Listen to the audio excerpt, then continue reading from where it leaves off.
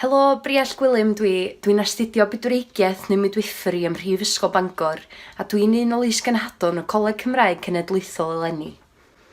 Y prif reswm, deu gwir yn onest, nes i ymgeisio am y rôl o fod yn llys-genad oedd achos bod fi angen bach o bres ychwanegol.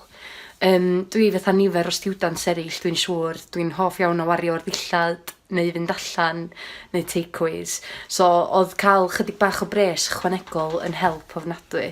Ond, ar ôl gwneud y swydd am flwyddyn, dwi wedi sylwi gymaint o fanteision eraill sy'n i fod yn llys-genad. Dwi wedi gallu datblygu nifer o sgiliau a magu hyder. Dwi wedi gallu defnyddio gwefannau cymdeithasol fel ffordd o farchnata, astudio yng Nghymru ac astudio drwy'r Gymraeg. Peth arall dwi wir di fwynhau o fod yn llys-genad ydy y rhyddid dyn ni'n gael fatha llys-genadon i fod mor greadigol o dyn ni'n gallu mwyn trio annog myfyrwyr a darpar fyfyrwyr i astudio yng Nghymru neu drwy'r Gymraeg. Dwi wedi cael y cyfle i wneud Instagram takeovers sy'n gyfle i fi ddangos i fyfyrwyr eraill be dwi'n wneud o ddydd i ddydd fatha myfyrwraig bydwreigiaeth. Dwi wedi cael y cyfle i wneud podlediad gyda llys-genad arall lle dwi wedi gallu cymharu yn profiadau ni o fewn y brifysgol a beth sy'n wahanol a beth sy'n debyg. Dwi hefyd wedi cael y cyfle i wneud blogs neu vlogs.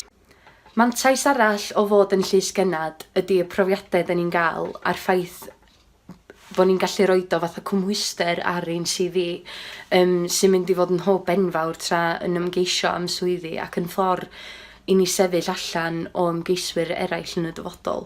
Felly dwi'n annog pob un ohonoch chi sy'n yn y flwyddyn gyntaf neu'r ail flwyddyn i ymgeisio am y swydd o fod yn llys-genad i'r Coleg Cymraeg Cenedlaethol. Mae'n brofiad byth gofiadwy, gwych a dych chi'n cael gymaint o brofiadau a chyfleoedd yn sgil y swydd. Felly ewch amdani. Mae'r dyddiad cau dy Mawrth nesaf yma, felly ewch amdani yn go handi o blwc i bob un ohonoch chi.